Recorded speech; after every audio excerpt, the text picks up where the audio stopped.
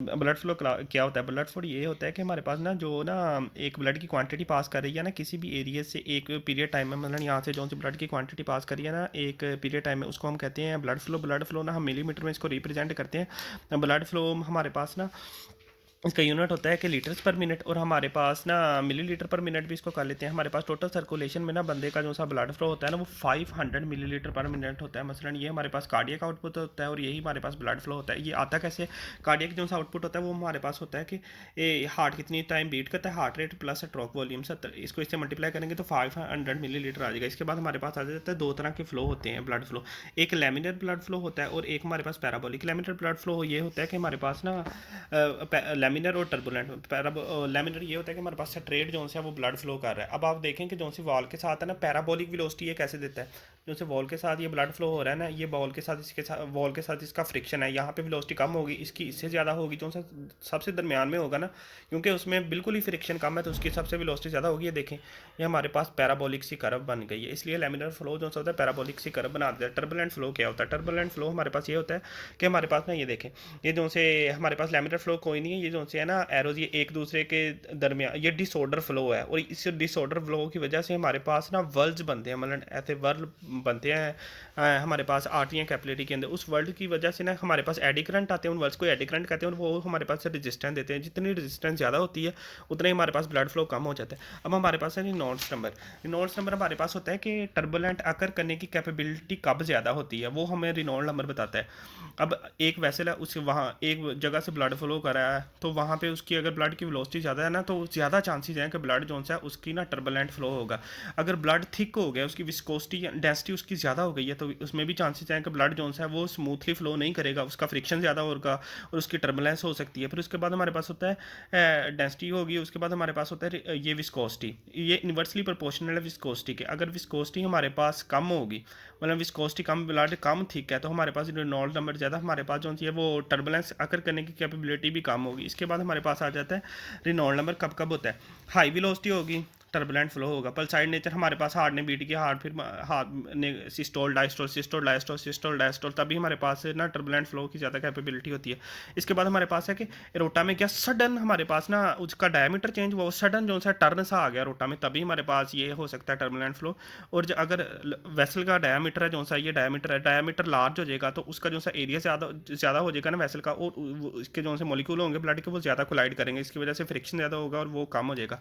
हमारे पास ना फ्रिक्शन ज़्यादा होगा और टर्बुलेंस ज़्यादा हो जाएगी। ब्लड प्रेशर को हम आपको पता है कि ब्लड प्रेशर ये होता है कि फोर्स कितना एग्जर्ट कर रहा है यूनिट एरिया के वाल के यूनिट एरिया पे, ब्लड कितनी फोर्स एग्जर्ट कर रहा है उसको ब्लड प्रेशर कहते हैं। ब्लड प्रेशर को हम ज़्यादातर मेजर करते हैं एमएमएचजी में।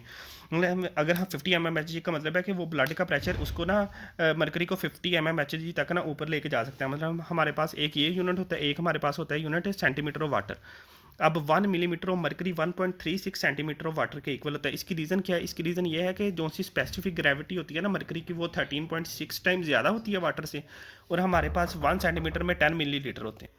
रिनॉल्ड नंबर मैंने ना ये विस्कोसिटी का पहले थोड़ा सा सॉरी गलत बता दिया था। विस्कोसिटी ये होती है कि हमारे पास ना विस्कोसिटी ब्लड ज़्यादा थिक हो गया तो वो ब्लड में कैपेबल ब्लड थिक हो गया तो वो ज़्यादा स्मूथली फ्लो करेगा थिक होने की वजह से, और उसमें ना टर्बुलेंस रिनॉल्ड नंबर कम होगा। ये ज़्यादा हुआ, रिनॉल्ड नंबर कम हुआ, रिनॉल्ड नंबर कम हुआ तो हमारे पास टर्बुलेंस की कैपेबिलिटी भी कम हो जाएगी। उसके बाद हमारे पास आया था ब्लड फ्लो रेजिस्टेंस। हमें पता है रेजिस्टेंस का फार्मूला, रेजिस्टेंस डायरेक्टली प्रोपोर्शनल होती है प्रेशर ग्रेडियंट की, यानी जितना प्रेशर ग्रेडियंट ज़्यादा आएगा, जितना ब्लड फ्लो ज़्यादा होगा, उतनी रेजिस्टेंस इंक्रीज होगी। और जितना यानी ब्लड प्रेशर रेजिस्टेंस होती है हमारे पास कि ब्लड फ्लो को जितनी ऑपोजिशन हो रही है ना उसे हम रेजिस्टेंस कहते हैं। अब रेजिस्टेंस का फार्मूला इसमें हम ब्लड में हम डायरेक्टली रेजिस्टेंस तो नहीं फाइंड कर सकते। इसका ये होता है कि यानी आप ब्लड फ्लो फाइंड कर लो और उसके बाद ब्लड फ्लो के बाद आप प्रेशर डिफरेंस दोनों के दरमियान फाइंड कर लो, तो उन दोनों को फार्मूले में रख के आपके पास रेजिस्टेंस आ जाती है। रेजिस्टेंस का हमारे पास यूनिट होता है PRU, यानी 1 पेरिफेरल रेजिस्टेंस। यानी अगर प्रेशर ग्रेडियंट 1 mm और अगर फोर्स जो है वो 1 फोर्स हमारे पास होगी 1 मिली, यानी ब्लड फ्लो हमारे पास होगा 1 मिलीलीटर पर सेकेंड, तो ये हमारे पास 1 PRU आएगा। उसके बाद हमारे पास आ जाता है कि यानी रेजिस्टेंस का यूनिट क्या है। इसकी CGS सिस्टम में इसका यूनिट है डाइन सेक पर CM5, और इसको अगर कन्वर्ट करना हो नॉर्मल यूनिट्स में तो ये इसे 133 से मल्टीप्लाई कर देते हैं 1333 से। उसके बाद हमारे पास आ जाती है टोटल पेरिफेरल रेजिस्टेंस या टोटल पल्मोनरी वेस्कुलर रेजिस्टेंस। इसमें ये है कि हमारे पास सिस्टेमिक जो है, सिस्टेमिक ब्लड फ्लो है, सिस्टेमिक सर्कुलेशन, उसमें रेजिस्टेंस होती है 1 PRU। लेकिन हमारे पास जो होती है कंस्ट्रिक्टेड, अगर सिंपैथेटिक रिस्पांस ऑन हो तो रेजिस्टेंस हो जाती है 4 PRU। अगर टोटल डायलेशन हो जाए तो ये हो जाती है 0.2 PRU। और पल्मोनरी वेस्कुलर रेजिस्टेंस हमारे पास उसका 1/7 होता है सिस्टेमिक सर्कुलेशन का, क्योंकि ये प्रेशर उसका 1/7 होता है, इसलिए रेजिस्टेंस भी 1/7 के हिसाब से 0.14 PRU हो जाती है। उसके बाद हमारे पास आ जाता है कंडक्टेंस। कंडक्टेंस का मतलब ये है कि यानी ब्लड फ्लो कितना हो रहा है प्रेशर डिफरेंस की वजह से। तो इसमें हमारे पास रेजिस्टेंस का रेसिप्रोकल होता है यानी, और उसके बाद इसमें ये है कि जितना इसके बाद यहाँ पे आ जाएं, हमारे पास है कि कंडक्टेंस का फॉर्मल रिलेशन जो डायमीटर के साथ है वो उसका 4 गुना होता है। यानी अगर डायमीटर 1 होगा तो उसका 4 गुना कंडक्टेंस 1 ही रहेगी। लेकिन अगर कंडक्टेंस डायमीटर उसका 2 हो जाता है तो उसका 4 गुना होगा, यानी 16 हो जाएगा। हम कंडक्टेंस 16 हो जाएगी। और अगर डायमीटर 4 होगा उसका 4 गुना 256 है, तो हमारी कंडक्टेंस जो है वो 256 टाइम्स ज़्यादा हो जाएगी। उसके बाद हमारे पास आ जाता है प्यूसालिस लॉ।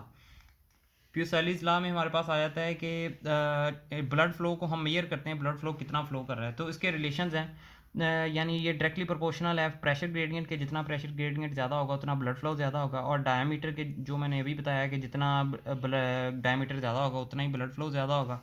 और नीचे हमारे पास आ जाती है विस्कोसिटी, यानी जितनी विस्कोसिटी ज़्यादा होगी उतना ब्लड फ्लो कम होगा, क्योंकि वो उसमें ड्रैग फोर्स आ जाती है और वो फ्रिक्शन प्रोड्यूस करती है, ड्रैग फोर्स वाल्व्स के साथ और अपने सेल्स के दरमियान, जिसकी वजह से ब्लड फ्लो कम हो जाता है। और उसके बाद हमारे पास जितनी लेंथ वेसल की ज़्यादा होगी उतना ही हमारे पास ब्लड फ्लो कम होगा।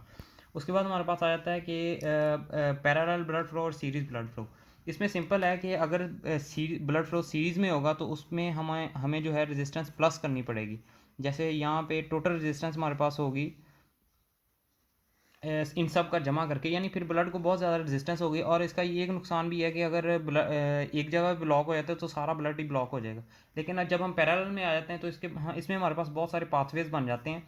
और इसमें इंडिविजुअल रेजिस्टेंस जो है वो एक वेसल की जो रेजिस्टेंस है वो टोटल रेजिस्टेंस से बहुत कम हो जाती है, यानी रेजिस्टेंस के बहुत ज़्यादा पार्ट्स बन जाते हैं और वो डिवाइड हो जाती है। और उसके बाद इसका हमें ये फ़ायदा होता है कि अगर एक ब्लॉक हो जाए तो दूसरी जो है वो चलती रहती है, वो इफ़ेक्ट नहीं होती।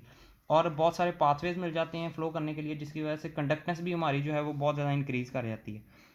उसके बाद हमें यहाँ पे उन्होंने ये बताया है कि उसके बाद हमें ये बताया कि अगर हमारे पास अगर लिम्ब को एम्प्यूटेट कर दें या किसी किडनी को रिमूव कर दें तो उसमें ये होगा कि हमारी जो टोटल कंडक्टेंस है वो डिक्रीज़ कर जाएगी, क्योंकि हमारे पास पाथवे कम हो गए हैं।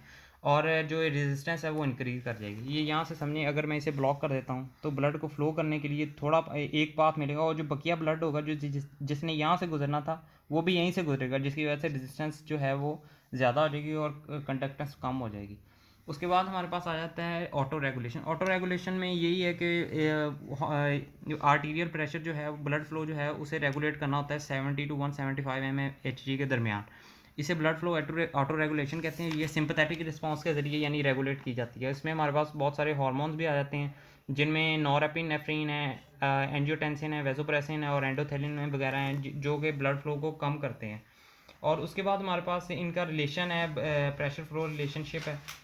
उसमें ये बताया गया है कि ब्लड फ्लो, अब यहाँ पे हमारे पास ये फार्मूला है कि जितना ब्लड फ्लो, जितनी हमारे पास सिंपैथेटिक स्टिमुलेशन ज़्यादा होगी उतनी हमारे पास वेजो कंस्ट्रिक्शन होगी, उतना ही जो है रेजिस्टेंस इंक्रीज़ करेगी, और उतना ही हमारे पास आर्टीरियल प्रेशर ज़्यादा होगा। लेकिन इसका रिलेशन ब्लड फ्लो से ऑपोजिट है, यानी अगर वेजो कंस्ट्रिक्शन होगी तो ब्लड फ्लो वहाँ पे कम हो जाएगा, लेकिन आर्टीरियल प्रेशर जो है वो इंक्रीज़ हो जाएगा। यही यहाँ पे इस पैरे में यही हमारे पास बताया गया है। करें कोई। हाँ, उसके बाद हमारे पास आया था हेमाटोक्रिट। हेमाटोक्रिट का सिंपल मतलब ये होता है कि ब्लड में हमारे पास जो है ब्लड सेल्स कितने हैं। तो हेमाटोक्रिट नॉर्मल जो होता है मेल्स में वो 42 होता है और फीमेल्स में 38 होता है। और हेमाटोक्रिट जो है वो बहुत ज़्यादा इंक्रीज़ हो जाता है पॉलीसाइथीमिया में, जो कि एक कैंसर है जिसमें हेमाटोक्रिट 60 to 70% राइज कर जाता है। और एनीमिया में ये बहुत ज़्यादा कम हो जाता है, यानी कि एनीमिया में हमारे पास ब्लड विस्कोसिटी जो है वो बहुत ज़्यादा कम हो जाती है और पॉलीसाइथीमिया में ब्लड विस्कोसिटी जो है बहुत ज़्यादा इंक्रीज़ हो जाती है।